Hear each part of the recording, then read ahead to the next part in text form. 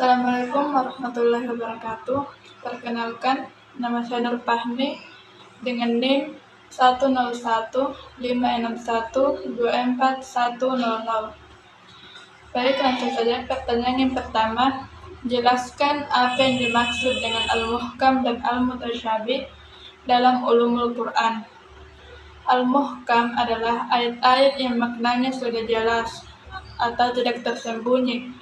Contohnya terdapat dalam surah Al-Baqarah ayat 186 yang berbunyi Bismillahirrahmanirrahim, La yukallifullahu nafsan illa wus'aha.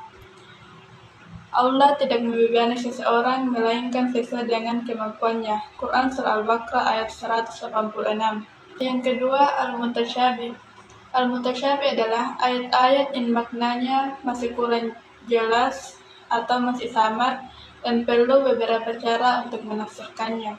Contohnya terdapat dalam Quran surah Al-Fath ayat 10, Bismillahirrahmanirrahim, Yadullahi fawqa aydihim, yang artinya tangan Allah di atas tangan mereka. Quran surah Al-Fath ayat 10. Pertanyaan kedua, jelaskan hikmah adanya nis dan mansukh dalam ulumul Quran.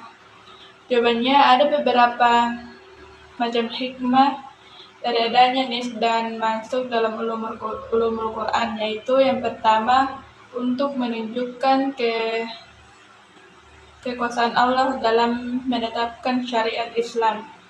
Sebagai sang pencipta, Allah Subhanahu wa Ta'ala mengetahui segala sesuatu. Allah memiliki hak untuk mengubah atau mengganti hukum Islam sesuai dengan kebijaksanaannya.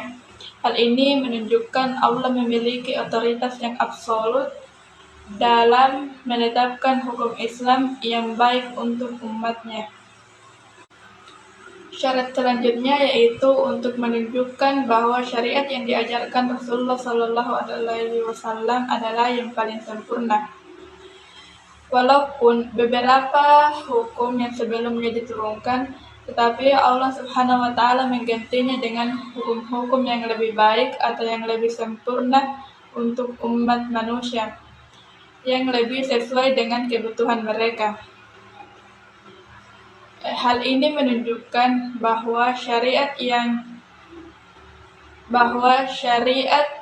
yang terakhir menjadi penyempurna syariat yang pertama.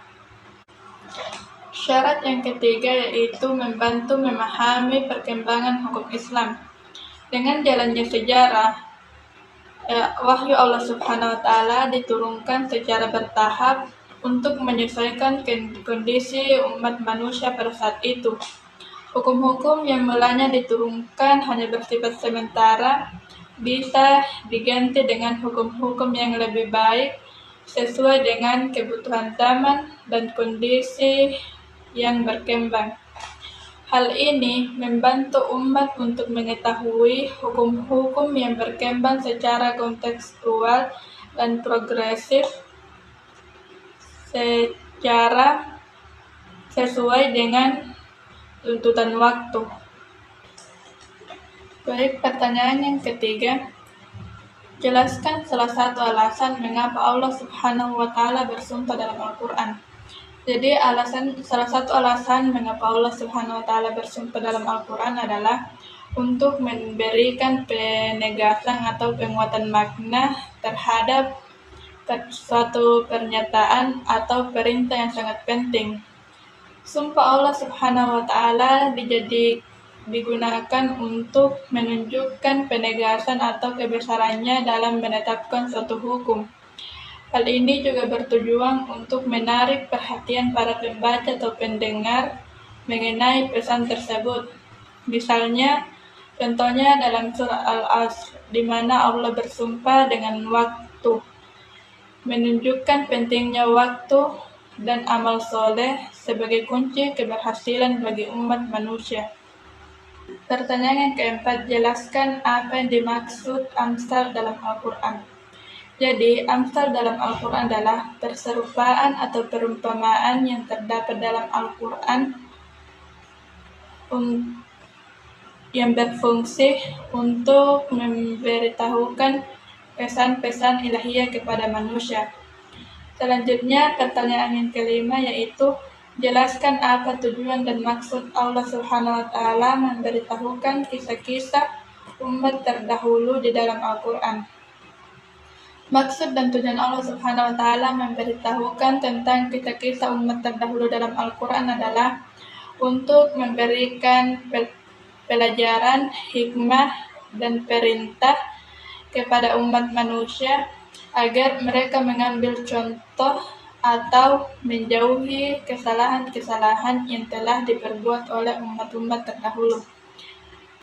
Baik, itulah tadi jawaban dari saya. Terima kasih.